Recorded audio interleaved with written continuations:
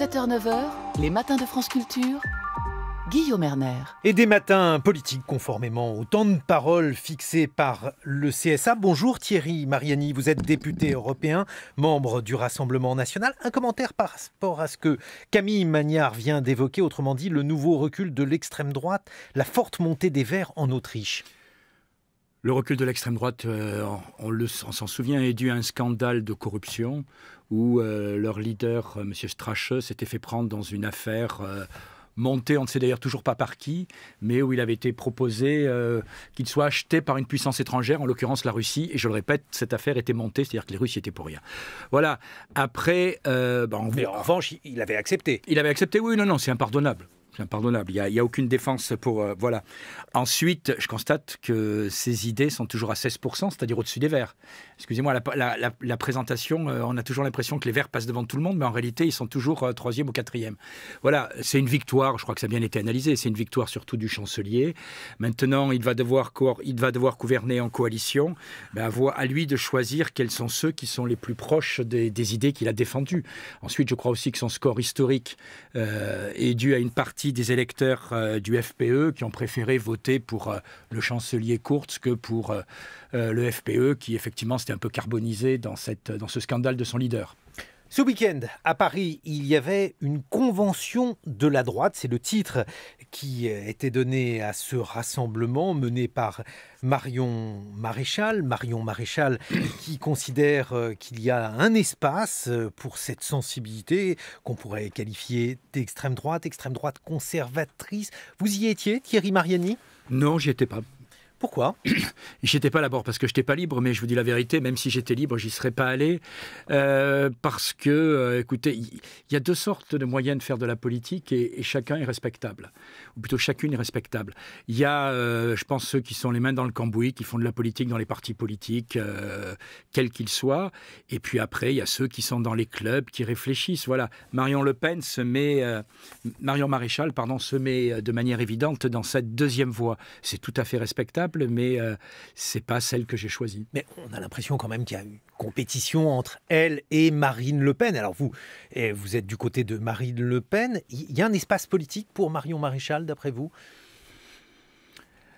Écoutez, les idées conservatrice, quand je vois le score de M. Bellamy, j'ai quand même quelques inquiétudes. Voilà. Je pense qu'il y a un espace pour ceux qui veulent rassembler. Il faut rassembler au-delà d'idées qui sont intéressantes, mais qui ont vocation à se rassembler, à mon avis, dans un ensemble plus large. Je ne pense pas que le socle des valeurs conservatrices, chrétiennes, que je partage, je le dis bien très clairement, soit suffisant pour gagner une élection. Alors chacun dit qu'il veut rassembler. D'ailleurs, Marion Maréchal a dit qu'elle souhaitait rassembler, que la victoire ne pouvait pas échapper à ce camp. D'après vous, elle est plus à droite que Marine Le Pen ? Comment la qualifieriez-vous ? Vous venez de dire conservatrice ? Je crois qu'elle est plus attachée à certaines valeurs traditionnelles dans le débat politique. C'est sûr que Marine Le Pen, à mon avis, est beaucoup plus sociale. Marion est beaucoup plus libérale, beaucoup plus attachée au sujet, aussi au sujet de sociétés qui font aujourd'hui l'actualité autour de PMA, bioéthique, GPA, etc. D'ailleurs, jadis, quand vous étiez aux Républicains, Thierry Mariani, vous trouviez que sur les sujets sociaux, Marine Le Pen était trop à gauche. Oui. Le paradoxe, c'est qu'en réalité, quand on regarde l'évolution politique aujourd'hui, je ne veux pas polémiquer, mais on assimile quasiment Marine Le Pen à son père. Il n'y a aucune logique en ce qui concerne, ou aucune suite en ce qui concerne les idées politiques. Peut-être. L'entourage a disparu, franchement. Il reste des identitaires, il reste des gens qui ont frayé avec un lasso-oral. Franchement, pour des milliers de personnes qui sont autour ou dans ce parti, on retient 2 ou 3 personnes. Voilà, l'entourage qui avait formé le Front National dans son époque de création historique, aujourd'hui est plus là, tout simplement pour des raisons d'âge, voilà, comme dans tous les partis. Et donc, je crois que Marine Le Pen est beaucoup plus rassembleuse, mais je ne jette pas la pierre à Marion. Je crois que ce qu'elle fait aussi, et c'est intéressant, c'est-à-dire dans tous les partis, dit, on a eu toujours besoin de think tank, etc. Mais voilà, c'est deux démarches respectables. Moi, je suis député. J'allais dire, on essaie d'être dans les élections, même si par moments, c'est moins prestigieux que d'être dans les clubs de réflexion. Alors, l'intellectuel organique aujourd'hui de ce mouvement, de cette convention de la droite, c'était Éric Zemmour qui a tenu un discours extrêmement dur contre les musulmans. D'ailleurs, il y a plusieurs plaintes qui vont peut-être être déposées. SOS Racisme a évoqué leur intention de déposer plainte contre le discours d'Éric Zemmour. Qu'est-ce que vous en avez pensé de ce discours très dur qu'il a tenu ? Écoutez, sincèrement, j'ai écouté via une chaîne de télévision le discours de Marion. Je n'ai pas pu écouter le discours d'Éric Zemmour. Voilà, Éric Zemmour est dans ses idées qui sont, à mon avis, pas fausses, de menaces concernant l'évolution de la France, concernant les conséquences de l'immigration et concernant la montée du communautarisme. Après, je ne sais pas exactement quel mot il est. Alors, par exemple, il a tenu un discours sur la volonté d'extermination du mâle hétérosexuel blanc de plus de 50 ans. Cite de manière précise la catégorie de la personne visée. Qu'est-ce que vous en pensez, vous ? Écoutez, il ne faut pas tomber dans la caricature. Voilà. Je pense qu'Éric Zemmour a entièrement raison quand il met le doigt sur des points clés, à savoir aujourd'hui une certaine pensée qui ne peut plus être défendue. Je trouve que on va tout à l'heure parler de Jacques Chirac. Si aujourd'hui quelqu'un disait les propos de Jacques Chirac sur le bruit et l'odeur, je pense que SOS Racisme porterait immédiatement plainte ou la LICRA, etc. Donc on a une sorte de désormais, je pèse mes mots, terrorisme intellectuel ou totalitarisme de la pensée qui fait qu'il y a certains sujets dont on ne peut plus parler. Ensuite, quand Éric Zemmour dénonce la montée du communautarisme ou dénonce les dangers de l'immigration, je pense qu'il a raison. Ça dépend en fait où est-ce que vous situez le curseur, puisque comme vous le savez, Thierry Mariani, le racisme n'est pas une opinion, c'est un délit, et par conséquent le seul fait de dénoncer... Mais où commence le délit ? Où commence le délit ? Les tribunaux l'apprécient, par exemple. Éric Zemmour a été condamné. Oui, d'accord, mais vous savez, une fois, on m'a remis un accessit au prix de l'humour politique. Et le président du jury me disait, a commencé son discours en disant, on ne peut plus faire d'humour, on ne peut plus parler de rien. Aujourd'hui, tout est sacralisé, tout est diabolisé. Et il citait l'exemple du premier prix de l'humour politique qui était Michel Jaubert, à qui on avait dit, qu'est-ce qui reste de la politique africaine ? Il avait répondu, Barbès Rochechouart. Si aujourd'hui un politique tenait ce discours, immédiatement il se fait attaquer. Regardez ce que vous venez de dire. Vous avez des associations dont la profession est de s'indigner et de porter plainte en permanence. SOS Racisme en est un bon exemple. Voilà, immédiatement, écoutez, moi je pense que le débat politique, ça doit pouvoir laisser les gens s'exprimer. Sans tabou ? Sans dépasser certaines limites. Quelles limites ? Parce que, alors, oui, mais ça commence où le racisme ? Par exemple, est-ce que le révisionnisme, c'est une opinion qui doit pouvoir être défendue selon vous, Thierry ? Il y a une loi aujourd'hui qui interdit le révisionnisme. C'est une bonne loi ? C'est une loi qui doit continuer à être appliquée. Oui, c'est une bonne loi, je pense. Sur le révisionnisme, oui, sur la Shoah et tout, il n'y a aucun problème. Mais après, je le répète, quand vous dites Zemmour a été condamné par les juges, je serais curieux de savoir si aujourd'hui un politique disait l'immigration, c'est le bruit et l'odeur, comment réagirait une partie de la magistrature ? Est-ce qu'il ne serait pas condamné ? Et vous, qu'est-ce que vous avez envie de dire sur l'immigration ? Alors, il y a un autre thème qui a été très largement abordé par Marion Maréchal, par Éric Zemmour, le grand remplacement. Est-ce que, par exemple, ça, c'est une théorie qui, pour vous, permet d'écrire une réalité ? Le mot, vous le savez, l'expression a désormais un sens et totalement diabolisé. Je ne veux pas m'arrêter à une expression. Moi, ce qui m'intéresse, c'est qu'aujourd'hui, il y a effectivement un problème en matière d'immigration. À la fin du mandat de Macron, on aura très probablement entre 2 millions et 2 500 000 étrangers de plus qu'au début du mandat. 2 millions Oui, c'est pas compliqué. Faites votre compte. Si vous voulez, vous me réinvitez dans 4 ans. Aujourd'hui, avec plaisir, mais... Voilà, je vous rappelle qu'aujourd'hui, les chiffres officiels, c'est en gros 400 000 étrangers qui rentrent régulièrement. Il y a 100 000 demandeurs d'asile 130 000, chaque année. 130 000 demandeurs d'asile, 260 000 nouveaux titres de séjour donnés. Ça fait 400 000. Vous savez à quel titre ils sont accordés ? D'accord, mais la plupart restent. Ça fait 400 000, plus les étrangers en situation irrégulière qui rentrent. Et tout ça est en train d'augmenter. Je maintiens mon chiffre qu'il y en aura minimum 2 millions. Oui, mais alors le problème, c'est que là, vous additionnez des individus qui n'ont rien à voir les uns avec les autres. Est-ce que, par exemple, le regroupement familial, c'est quelque chose contre lequel vous voulez aller, Thierry Mariani ? Je pense qu'il faut revoir les conditions du regroupement familial. Je pense effectivement qu'un étranger qui est en situation irrégulière ne peut pas faire venir son époux, son épouse ou ses enfants au bout d'une période trop courte. Je pense qu'il faut porter cette période minimum à 5 ans. Voilà. S'il est en situation irrégulière, c'est très compliqué pour lui de faire venir... Irrégulière, c'est une erreur. Alors excusez-moi, en situation régulière. S'il est en situation régulière, il ne peut pas venir, il ne peut pas faire venir, bien sûr, sa famille.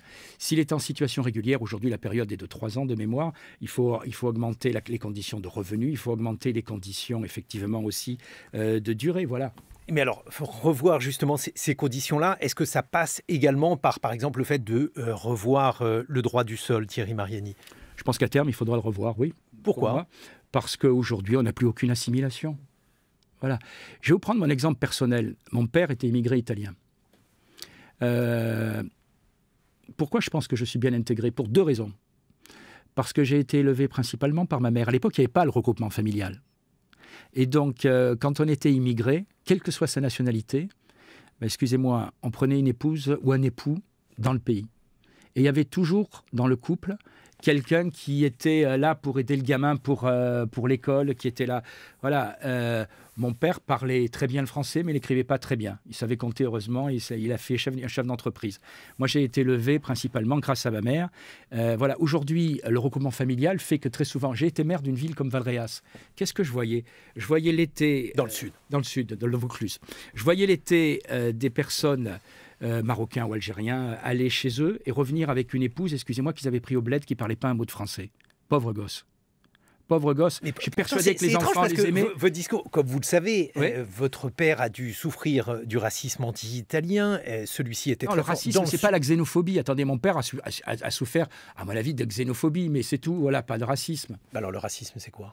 Et le racisme, c'est quand on rejette quelqu'un pour sa race. J'ai entendu à une époque, effectivement, que les Italiens étaient rejetés parce qu'ils étaient étrangers. Enfin, en tout cas, il y a eu, par exemple, des émeutes, y compris dans le sud de la France, contre les Italiens. C'est une exception, avec des morts, vous le savez comme moi. Mais moi, je mets pas ça. Moi, je mets ça dans la... Il ne faut pas confondre la xénophobie et le racisme. Voilà. Je ne pense pas qu'il y a eu un racisme anti-italien ou un racisme anti-espagnol. Est-ce qu'il faudrait excuser la xénophobie? Non, bien sûr que non. Mais il y a une hiérarchie dans ce qui est inadmissible. C'est-à-dire qu'il y a une dimension qui peut aller jusqu'à l'exterminationnisme, jusqu'à la volonté d'extermination dans le racisme, alors que la xénophobie formule des préjugés, des stéréotypes, mais dans les 2 cas, on a une incapacité de s'intégrer pour les individus qui en sont victimes. Et... On est d'accord, sauf qu'à une époque, je veux dire, à l'immigration, moi je suis pour une immigration qu'on peut intégrer. Voilà, c'est-à-dire que moi, j'ai la chance d'avoir fait partie d'une immigration qu'on pouvait intégrer parce que l'un de mes 2 parents était français. À cette époque-là, il y avait du boulot, etc. Vous croyez que c'est un service que donne l'Europe? J'écoutais le reportage sur l'île de Lesbos il y a quelques minutes dans votre revue de presse. Est-ce que c'est un service qu'on donne à ces étrangers d'accueillir 13 000 personnes, de les parquer dans des camps? Parce qu'en réalité... Qu'est-ce qu'il faudrait faire? Puisque ces migrants, comme vous le savez, Thierry Mariani, ils sont arrivés au péril de leur vie sur cette île-là. Qu'est-ce que vous feriez? Je crois qu'il faut tout simplement dire très clairement que l'Europe est ouverte qu'à ceux qui ont un titre de séjour et tous ceux qui arrivent comme cela, il faut les reconduire sur leur territoire d'origine. Il y a un pays en l'occurrence, la Syrie, on en reparlera tout à l'heure. Combien sont de vrais Syriens? Excusez-moi, combien sont de vrais Syriens? Alors vous pensez qu'ils sont quoi? Je pense qu'aujourd'hui, pour connaître un petit peu... Je vous rappelle que j'ai présidé la commission immigration réfugiés au Conseil de l'Europe. C'est la raison pour laquelle on en parlera. Aujourd'hui, vous dites que vous êtes Syrien et puis c'est une carte d'entrée plus facile pour... mais s'ils ne sont pas Syriens, ils sont quoi? J'en sais rien. Mais je veux dire, regardez, l'un des criminels, il y a quelques semaines, qui était afghan, il avait 3 dates de naissance, il avait 2 noms, etc. On sait très bien, pardonnez-moi, que dans les demandes d'asile, c'est un immense, je pèse mes mots, foutoir, où une partie des personnes déclarent n'importe quelle identité. Soyons pas naïfs. Restons sur la question de l'immigration, on reparlera des questions internationales, Thierry Mariani, tout à l'heure. Je vais vous faire entendre le chef de l'État, Emmanuel Macron, c'était mercredi 25 septembre dernier. Nous vivons depuis plusieurs années avec un accroissement des migrations. On a eu les grandes migrations liées à la crise syrienne en 2015. On a aujourd'hui de plus en plus de migrations qui viennent d'Afrique. Et nous allons de plus en plus vivre avec les migrations. Et donc, face à cela, nous devons nous organiser parce que la France ne peut pas accueillir tout le monde si elle veut accueillir bien. Enfin, c'est pour moi le défi qu'on s'est fixé. C'était l'engagement que j'avais pris à Orléans en juillet 2017 et qu'on n'a pas réussi à tenir. Parce que qu'est-ce qui s'est passé depuis, au fond, l'élection présidentielle à maintenant? On a eu une très forte augmentation du nombre de demandeurs d'asile. Ceci est lié à un phénomène très compliqué, c'est qu'il n'y a pas suffisamment de coopération en Europe et on doit regarder un petit peu la réalité de ce phénomène migratoire et donc prendre des décisions. Aujourd'hui, on est à la fois inefficace et inhumain en Europe comme en France. La voix d'Emmanuel Macron, finalement Thierry Mariani, vous qui êtes député européen Rassemblement National, Emmanuel Macron sur par exemple la question de l'asile, sur la question de l'immigration, il dit un peu la même chose que vous? Non, mais c'est la voix d'Emmanuel Macron et puis c'est les actes d'Emmanuel Macron. Excusez-moi, c'est un faux cul. Je passe mes mots. Voilà, le discours, il est sympathique, enfin, moi je le trouve correct. Mais après les actes, c'est quoi? 24 heures après ce discours, il était en Italie pour dire avec son homologue, enfin le président du Conseil italien, il faut faire désormais des règles en Europe que tous ceux qui n'accepteront pas la répartition des clandestins se verront pénalisés en ce qui concerne les dotations européennes. Voilà, c'est-à-dire qu'on a quelqu'un qui tient un double discours en permanence. Il est aux manettes depuis 2 ans. On va en reparler. Il est aux manettes depuis 2 ans. Qu'est-ce qu'il a fait? Jamais autant d'immigration en France. Voilà, c'est ça la réalité. C'est pas les propos que tient M. Macron. Mais non, parce qu'on on va pas être d'accord sur les chiffres. C'est-à-dire que quand vous dites 2,5 millions, d'abord... 2 millions à 2,5 millions. Sur la totalité du quinquennat. Vous sommez des individus qui n'ont pas du tout le même destin, il y a du regroupement familial, ça fait un total de 2 millions migratoire, parce qu'il y a aussi des départs, il y a des gens qui retournent dans leur pays pour prendre leur retraite. Bref, il faudrait faire les plus et les moins. Mais en l'occurrence, on a Emmanuel Macron, et d'ailleurs il est critiqué par les uns et encensé par les autres, Thierry Mariani, qui considère que la question de l'immigration doit être traitée par le gouvernement. Est-ce que vous pourriez par exemple lui apporter votre soutien? Non, dans son approche. Parce qu'il y a en réalité une différence fondamentale. Vous lui faites un procès d'intention? Non, je ne fais pas un procès d'intention. Il est au pouvoir depuis 2 ans. Qu'est-ce qu'il a fait depuis 2 ans? Je vous rappelle quand même qu'il y a une loi d'immigration qui a été votée où tous les amendements proposés et par le Rassemblement national et par les Républicains ont été rejetés par la République en marche. Donc c'est son bilan de ces 2 ans. Sur l'immigration, il y a une différence fondamentale qui tient en 2 phrases. Tout à l'heure, j'entendais dans la revue de presse, il faut partager le fardeau. C'est-à-dire que M. Macron, par exemple... Ça, c'est un peu plus de 100 000 personnes par an. C'est une... Comment dirais-je, un chiffre? Bah oui, s'il s'agit des migrants et en l'occurrence de l'accueil des Syriens, vous dites que ce ne sont pas des Syriens, mais des Syriens, Afghans, Irakiens, puisqu'en fait ce sont les 3 nationalités de tête à l'échelle européenne. On a affaire à finalement un petit nombre d'individus à l'échelle européenne, sauf si vous n'êtes pas d'accord, Thierry Mariani. Écoutez, je pense que le problème, il n'est pas que des réfugiés. Je pense que le problème de l'immigration, ce sera le principal problème de l'Europe des 50 prochaines années à cause de la démographie en Afrique. Voilà, ce n'est pas une accusation. On a une démographie en Afrique qui est ce qu'elle est, on a une démographie en Europe qui est ce qu'elle est. Donc forcément, la croissance africaine étant plus faible, il est évident, et je les comprends, que certains vont venir chercher un mieux vivre en Europe. Donc le problème de l'immigration, il est simplement dans 2 approches différentes. Soit celle que j'entendais tout à l'heure, partager le fardeau, c'est-à-dire on considère que c'est inéluctable.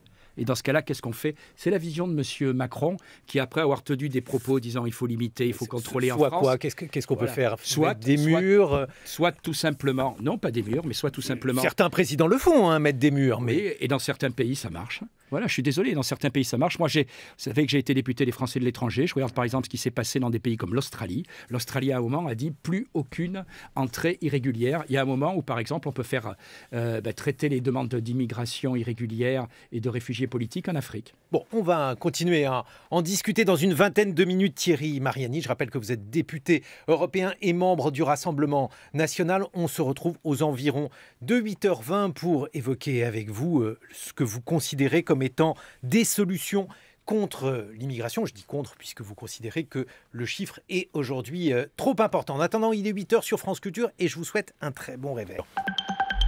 Les matins de France Culture, 7h-9h. Guillaume Erner. Et nous retrouvons notre invité Thierry Mariani, député européen, membre du Rassemblement national. On va faire un peu d'arithmétique ensemble, Thierry Mariani. Comment pensez-vous que le Rassemblement national puisse franchir la barre des 50% sans alliance aujourd'hui? C'est impossible. C'est absolument impossible. Je pense qu'on est effectivement aujourd'hui à un moment charnière où, grâce ou à cause d'Emmanuel Macron, le système politique a explosé. Et je suis entièrement d'accord avec vous. Gauche et droite, c'est fini. Le Parti socialiste est en voie de disparition et les Républicains sont aussi, à mon avis, en voie de décomposition. Aujourd'hui, ça ressemble à l'UDF d'antan. Avant sa dernière étape, il reste des élus, il reste des cadres, mais les militants sont en train de partir. Alors, vous êtes d'accord avec le biais de Stéphane Robert, mais alors, dans ces conditions, il vous faut au Rassemblement national élargir des alliés. Bien sûr. Qui? Mais il faut élargir tous ceux qui partagent nos valeurs. Et les valeurs, c'est quoi aujourd'hui? C'est effectivement ceux qui croient encore que la France en tant que telle a un avenir par rapport à ceux qui croient qu'on doit se dissoudre dans la mondialisation. Et donc des gens qui ont une sensibilité souverainiste. Vous en avez eu dans tous les bords dans l'histoire récente. Vous avez des gens aussi bien, j'allais dire, chez Mélenchon que chez Chevènement, que chez Montebourg, ou qu'aux Républicains dont je viens. Voilà, la cible, c'est ça. Et ensuite, c'est une vision plus sociale de la politique, notamment quand je vois par exemple ce qui se prépare au niveau de la réforme des retraites. Eh bien, je suis désolé, Marine Le Pen, par exemple, en matière de politique économique, n'a rien à voir avec ce proposé son père. C'est ça que je ne comprends pas dans votre trajet, Thierry Mariani. Vous avez été au RPR, vous avez été aux Républicains, vous étiez la droite sudiste, mais une droite sudiste qui a quand même été très largement libérale. Et aujourd'hui, alors même que vous avez critiqué le Front National comme étant un parti trop à gauche sur les questions économiques, vous vous retrouvez à gauche vous aussi ? Je ne me retrouve pas à gauche. Je trouve qu'aujourd'hui, la vraie question, c'est quelle autonomie nationale on peut encore retrouver. Je suis aujourd'hui député européen. Je m'aperçois que sur plein de sujets, en réalité, on n'a plus voire rien et qu'on subit. Voilà. Et c'est sans cesse le projet aujourd'hui. Vous subissez quoi, par exemple? Je vous prends un exemple. J'allais dire, c'est sans cesse le projet de M. Macron. On ne sait pas réformer l'asile en France, pour revenir à un sujet précédent. On va faire un asile politique européen. Comme si le fait de se mettre à 28, ça allait mieux marcher que quand on est tout seul. L'idée, c'est de répartir ces 130 000 migrants qui, aujourd'hui... 130 000 en France. C'est bien plus que 130 000 dans l'Europe. Ceux qui arrivent en Europe, si on prend par exemple les Irakiens, les Afghans et les Syriens, sauf si vous considérez que ces Syriens ne sont pas des vrais Syriens, vous en avez 130 000 qui sont arrivés l'an dernier. Comment vous voulez les répartir? Mais il y a des pays qui ont le droit de dire qu'ils n'en veulent pas. Voilà, je veux dire. Il y a des pays qui ont le droit d'être en dehors de l'Europe. Si vous êtes dans l'Europe, vous jouez le jeu de la solidarité. Non, écoutez, voilà. L'Europe, c'est pas, excusez-moi, en permanence baisser son pantalon devant ce que veut la Commission. Il y a des pays qui, notamment dans l'Est de l'Europe, qui ont choisi d'avoir, excusez-moi, une autre évolution. Mais qui se situe clairement. C'est étonnant parce que c'est exactement le contraire de ce que promeut a priori le Rassemblement national. Pas du tout. Ces pays ont une logique mercantile. Ils sont là pour bénéficier d'avantages économiques et ils ne veulent pas d'une identité européenne. Vous êtes censé défendre une identité européenne et là, alors même qu'elle pourrait être défendue par la Commission, vous ne la défendez pas, Thierry Mariani. Moi, je ne sais pas ce que c'est l'identité européenne. Je sais ce que c'est. Vous ne savez pas ce que c'est? Non, mais parce que je ne sais pas ce que c'est. Marine Le Pen n'arrête pas d'en parler. Mais parce que l'identité européenne, attendez, si vous parlez de l'identité européenne au niveau de la civilisation, oui, je sais ce que c'est. Mais l'identité au niveau des intérêts... En tout cas, ce n'est pas des droits de douane et ce n'est pas une sphère de coprospérité comme le pense Viktor Orban en Tchécoslovaquie. En Hongrie, vous voulez dire? Hongrie, mais c'est pas grave. Mais écoutez, aujourd'hui, on sait très bien qu'en Europe, il y a désormais deux blocs. Il y a les vieux pays, d'ailleurs, c'est révélateur. Dans les accords pour se répartir les migrants, c'est toujours, entre guillemets, les vieux pays européens de l'ouest de l'Europe. Et puis, il y a les pays plutôt de l'est de l'Europe qui disent très clairement, on ne veut pas changer notre mode de vie. On ne veut pas avoir les problèmes de communautarisme que vous avez. On ne veut pas avoir la montée de l'islam dans notre pays. C'est leur droit. Voilà. Et donc, simplement pour revenir... C'est tout à fait leur droit. Mais le problème, et vous le savez bien, Thierry Mariani, c'est qu'ils ont accepté d'adhérer à l'Europe et que donc, il y a nécessairement des devoirs de solidarité. Non, il n'y a pas les devoirs de solidarité dans le. Excusez-moi. Pourquoi dites-vous ça, Non, parce qu'il n'y a pas de devoir de solidarité. Il y a avant tout, à mon avis, ce qui passe devant, c'est la souveraineté de chaque État. Il y a ce qu'on appelle la subsidiarité dans les traités européens. Certains États estiment qu'ils peuvent mieux contrôler à juste titre leur population qu'avoir des injonctions de Bruxelles. Voilà, la solidarité. Mais alors, dans ce cas-là, pourquoi être dans l'Europe ? Et parce qu'effectivement, les États de l'Est, à mon avis, cet élargissement était prématuré et trop rapide. Les États de l'Est, vous le savez très bien, d'abord recherchaient deux choses. La sécurité, c'est pour ça qu'ils adhéraient en même temps à l'OTAN. Et ensuite, les subventions, c'est pour ça qu'ils ont adhéré à l'Europe. Aujourd'hui, et ces États défendent leur intérêt. C'est vrai que leur intérêt, que je ne partage pas, parce que moi je défends les intérêts français, c'est les subventions sans la solidarité. Bon, alors on est d'accord au moins sur un point, c'est que si on refuse les migrants, on a une vision extrêmement restrictive de l'Europe, qui est uniquement une vision mercantile. Parlons un peu de l'OTAN, puisque finalement, s'il s'agit d'appartenir à l'OTAN, il s'agit de se protéger contre les Russes. Et votre parti, mais à l'intérieur de votre parti, vous particulièrement, Thierry Mariani, avez considéré qu'on pouvait s'entendre avec Poutine. Est-ce que vous pouvez nous expliquer comment vous conciliez ces deux choses-là ? Écoutez, regardez tout simplement l'actualité de ces 30 dernières années. Combien de pays ont été attaqués par la Russie, un ou deux ? Okay. Combien de pays ont été attaqués par les États-Unis? Voilà, c'est tout, quoi. Je veux dire, pour moi, la Russie n'est pas un danger. Je suis désolé. Ils ont fait, il y a quoi? Il y a le problème de la Crimée. La Crimée, pour les Russes, c'est leur Alsace-Lorraine. Voilà. La Crimée, en réalité, ça a été 25 ans ou 27 ans ukrainien. Voilà. Et donc, on peut discuter des heures sur la Crimée, la messe est dite. On peut dire qu'il y a aussi d'autres problèmes, on peut parler du Donbass, on peut parler de l'Ukraine, mais plus précisément, est-ce que vous ne considérez pas... qu'on parle de l'Irak et de tous les États où l'armée américaine... Oui, justement, j'aimerais bien en parler, et notamment en parler également de la Syrie, Thierry Mariani. Mais avant cela, est-ce que vous ne considérez pas qu'il y a chez Vladimir Poutine une sorte d'idéologie pan-européenne, mais avec une spécificité tout de même dans ce pan-européisme qui est profondément anti-libéral. Il y a la volonté de créer une internationale anti-libérale. Est-ce que c'est ça, par exemple? C'est son droit. Mais attendez, nous, on a la volonté de créer une alliance militaire. Moi, je parle du droit de Thierry Mariani. Est-ce que vous êtes plutôt séduit par cette internationale anti-libérale? Je ne sais pas tellement ce que ça veut dire, antilibéral. Je veux dire, moi, je vais vous expliquer. C'est-à-dire que, par exemple, il y a une forme d'alliance.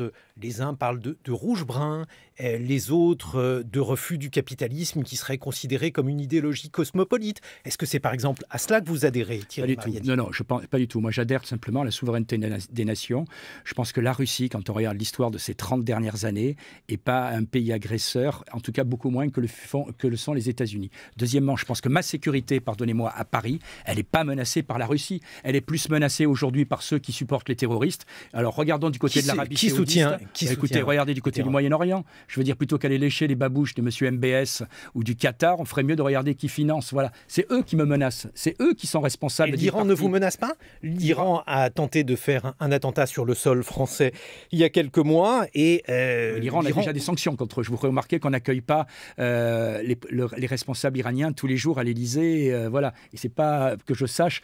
J'ai jamais vu encore de photos avec notre président. On essaye d'avoir un discours différent vis-à-vis de l'Iran. Ce que je veux dire par là, soyons sérieux 2 minutes, c'est que la Russie ne nous menace pas. Okay, le dernier Cosaque à Paris, il était en 1815.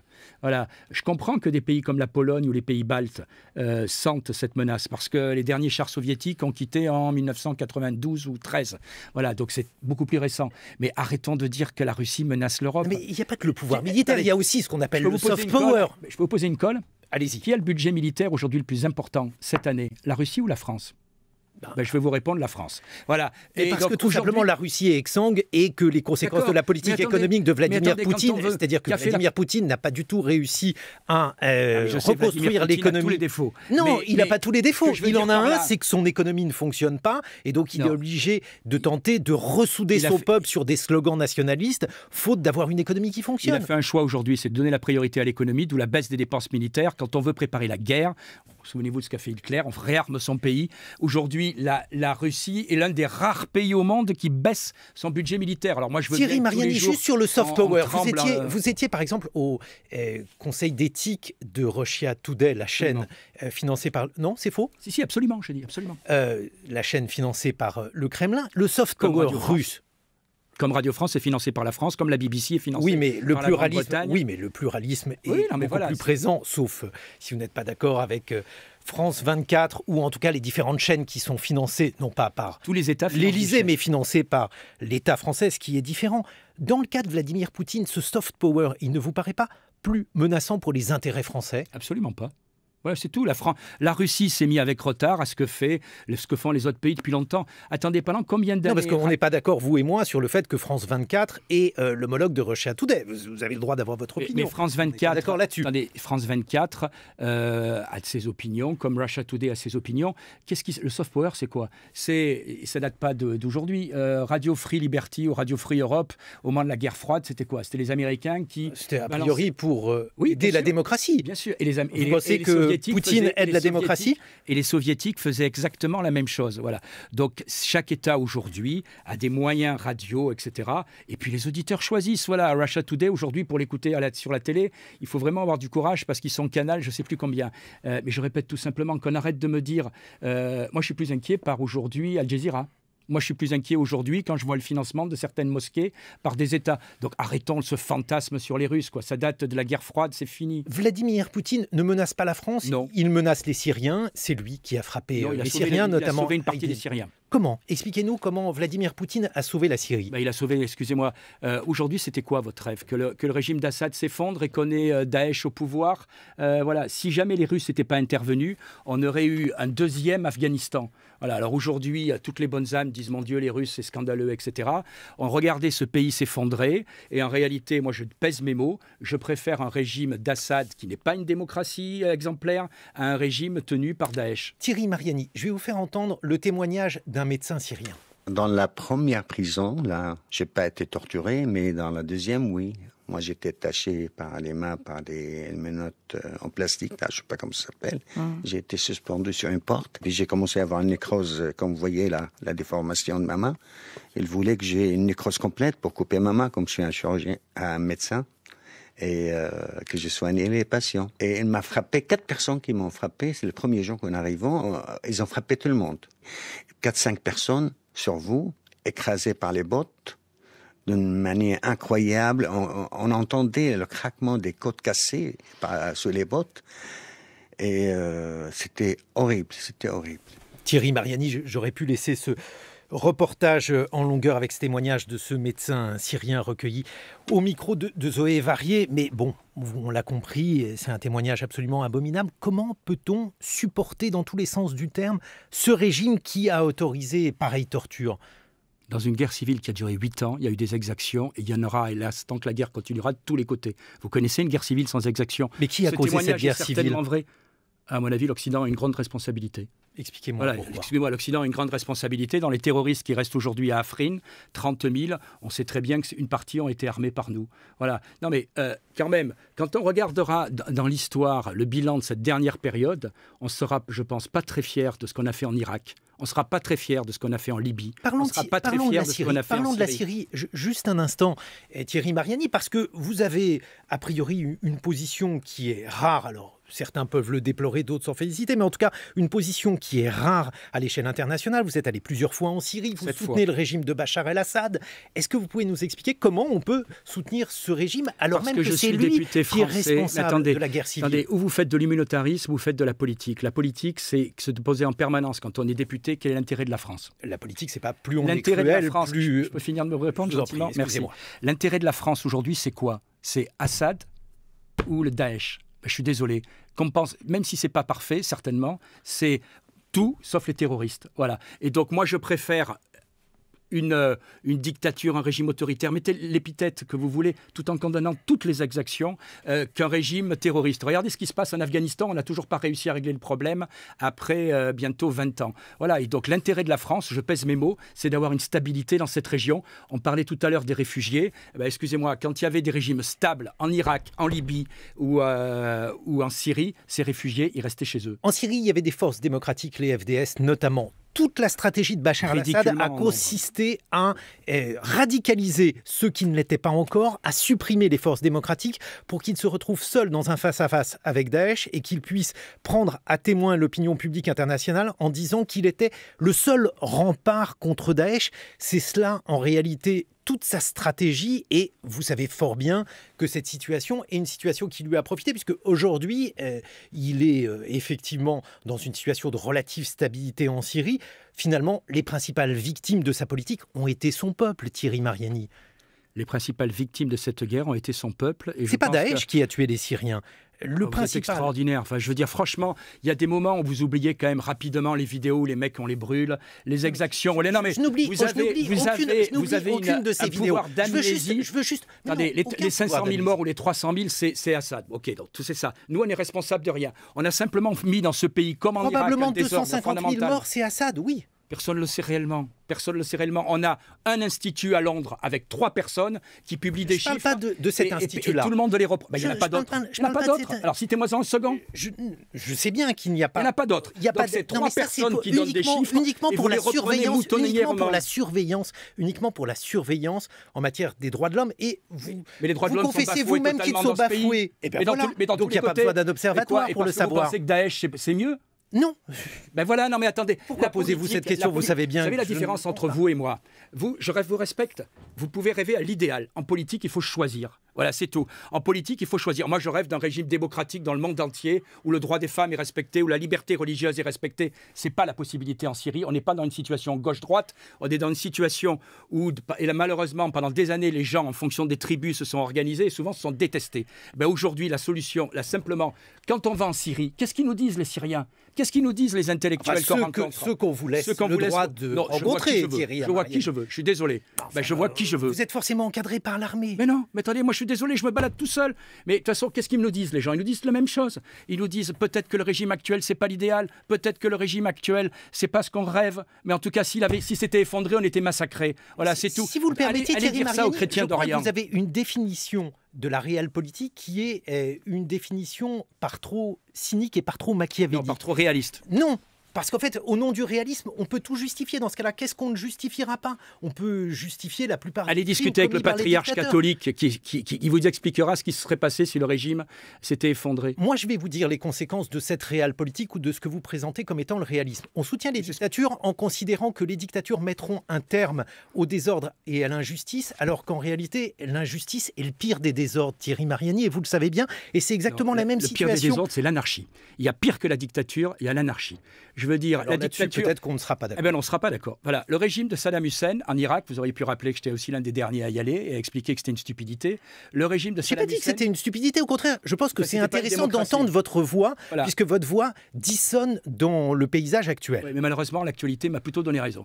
Voilà. Non, elle ne vous a pas donné raison. Elle a juste considéré que lorsqu'on s'y mettait à plusieurs dictatures, on pouvait écraser un peuple libre. Mais ça, depuis l'Espagne de Franco, quand on se met à plusieurs démocraties, on peut mettre un peuple complètement dans le désordre et dans l'anarchie. Il y a pire que la dictature, il y a l'anarchie. Je suis désolé, je prends l'exemple du régime irakien. Vous savez, les anarchistes, généralement, ils sont régulièrement écrasés par les dictateurs depuis l'Espagne de Franco, c'est ce qui arrive. C'était une dictature. Aujourd'hui, vous êtes retourné en Irak. Vous avez vu quel est le statut des femmes. Vous avez vu où est tombée l'éducation. Ce pays qui était autosuffisant a été complètement détruit. Voilà, alors on a apporté notre démocratie. Bah, écoutez, continuez à y rêver ici, mais quand vous discutez avec les Irakiens aujourd'hui, là aussi, la nostalgie, elle est très claire. Ils vous disent quoi? Que leur régime d'avant, il y avait certainement une répression. Il n'y avait pas certainement, il y avait une répression politique. Sauf qu'au moins, le pays continuait à se développer. Enfin, je vais dire une dernière chose. Les dictatures laïques, très souvent, évoluent. Les dictatures religieuses, jamais. On parlait tout à l'heure... La dictature de Saddam Hussein n'a pas évolué vers le bien. La dictature de Bachar, enfin tous les bassistes se sont généralement transformés en dictateurs. J'ai dit les dictatures laïques, regardez l'Amérique latine, toutes les dictatures laïques à coup d'état de généraux, les pouvoirs petit à petit a été rendu. Voilà. Vous voulez qu'on parle des dictatures religieuses dans le monde aujourd'hui? Est-ce que vous avez parlé tout à l'heure de l'Iran? Est-ce que vous croyez, par exemple, que si Daesh avait pris le pouvoir au bout de 4-5 ans, ils auraient donné les clés en disant tenez, on va faire une... Voilà. Daesh n'est pas une cause, c'est une conséquence d'une situation qui a été construite. Mais non, Daesh est la conséquence d'une politique américaine, à un moment, faite pour déstabiliser, financée par le Qatar. Je vous rappelle aussi l'interview du Premier ministre du Qatar qui a dit, je ne veux pas me tromper de somme, mais qu'ils avaient investi plus de, je crois que c'est 23, mais vérifiez la somme, enfin elle est considérable, 23 milliards pour déstabiliser la Syrie. Voilà, c'est aussi une rivalité régionale où aujourd'hui on en est, excusez-moi, à tous à se jeter sur la Syrie et sur l'Iran pour satisfaire l'Arabie Saoudite qui finance ici les mosquées, la déstabilisation. Thierry Mariani, tout à l'heure nous parlions de ce drame qui s'est déroulé sur l'île de Lesbos. Qu'est-ce qu'on fait vis-à-vis de ces migrants? Qu'est-ce que l'on peut faire? Ils sont là. Qu'est-ce que vous préconisez, vous et le Rassemblement national, pour ces gens qui sont aujourd'hui en détresse? Je répète, il y a deux politiques. Soit on dit on est obligé de supporter le fardeau et on répartit. Sauf qu'aujourd'hui, on n'a plus les moyens d'accepter ces gens, parce qu'accepter ces gens, c'est leur donner la même chance que mon père a eue. C'est-à-dire un job, une école, des conditions. Voilà. Aujourd'hui, c'est plus possible. On n'a pas les moyens de s'assimiler. La France est un pays riche. Oui, bien sûr.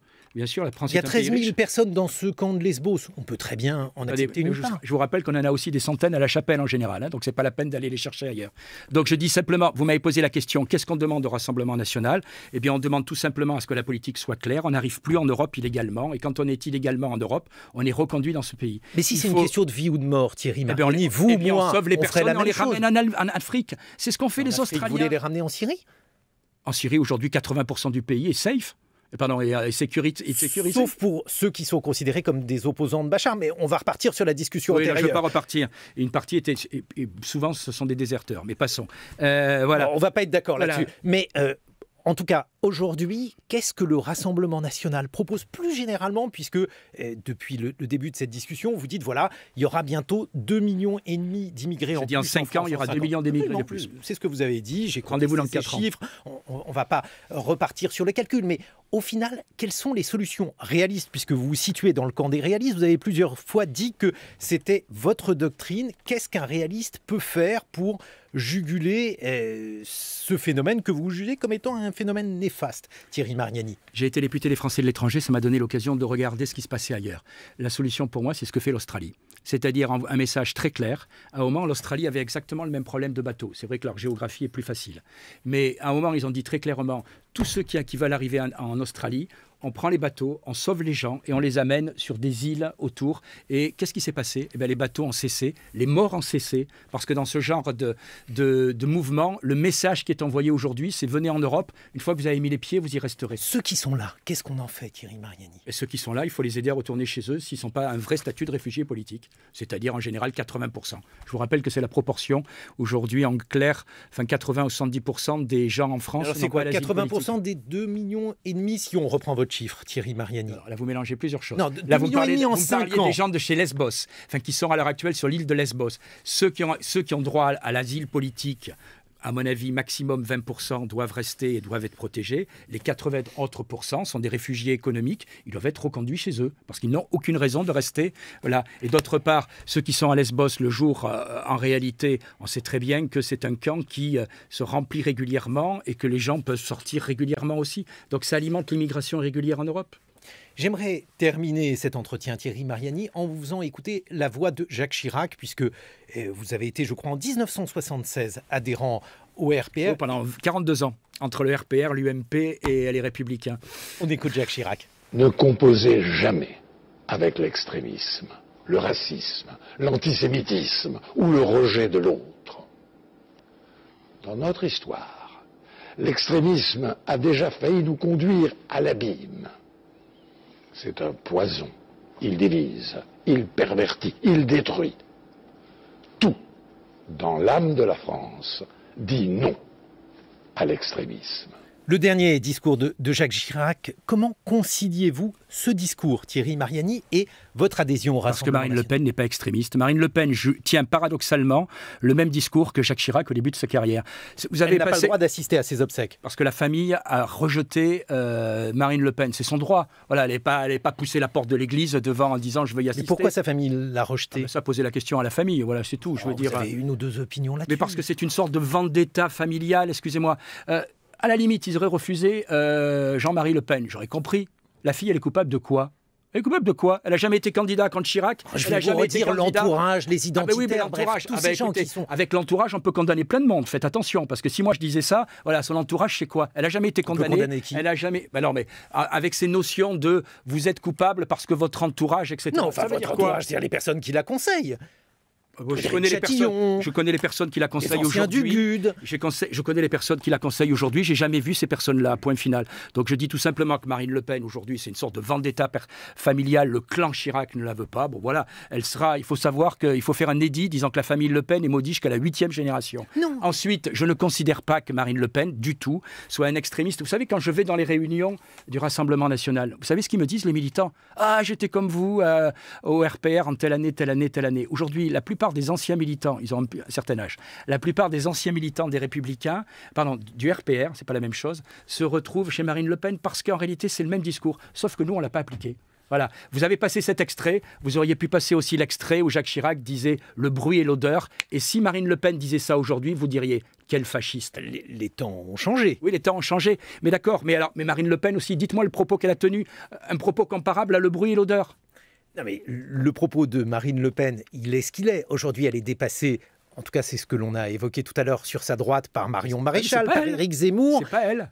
Voilà, qu'est-ce que vous voulez que je vous dise? Non mais vous n'allez pas rendre Marine Le Pen responsable des propos de sa nièce. En revanche, je considère que cette situation avec cette convention de la droite, puisque nous parlons au lendemain de cette convention de la droite, elle est une manière de normaliser le Rassemblement national. Peut-être que ça vous arrange à cet égard, Thierry Mariani. Vous voyez, ça prouve finalement que Marine Le Pen est peut-être pas si extrémiste que ce que vous voulez le croire, et qu'elle est, je ne vais pas vous dire qu'elle devient centriste, mais en tout cas qu'elle est finalement... Avant, c'était la raison pour laquelle vous ne vouliez pas vous allier avec le Front National. Sur les questions... Je vais vous rappeler vos propos d'antan. Absolument, sur les questions sociales. Mais vous savez aussi pourquoi j'ai quitté le Rassemblement, les Républicains, le RPR et tout. Parce qu'en réalité, la droite, Jacques Chirac compris, j'ai un profond respect, j'ai adoré Jacques Chirac humainement.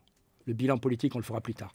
La droite, pendant des années, tient des discours et les applique jamais. Quand j'entends Julien Aubert aujourd'hui ou d'autres... Le Rassemblement national n'ayant jamais été au pouvoir... donnez-leur au moins... Voilà, la droite a été au pouvoir, qui décideront. La droite a été au pouvoir pendant des années et n'applique jamais ses discours. Voilà pourquoi je crois que la seule alternative aujourd'hui, c'est effectivement le Rassemblement national. Merci beaucoup Thierry Mariani d'avoir été avec nous ce matin et d'avoir exposé vos points de vue. Je rappelle que vous êtes député européen et membre du Rassemblement national. Je vous présente mes camarades qui viennent prolonger cette émission. Bonjour à Hervé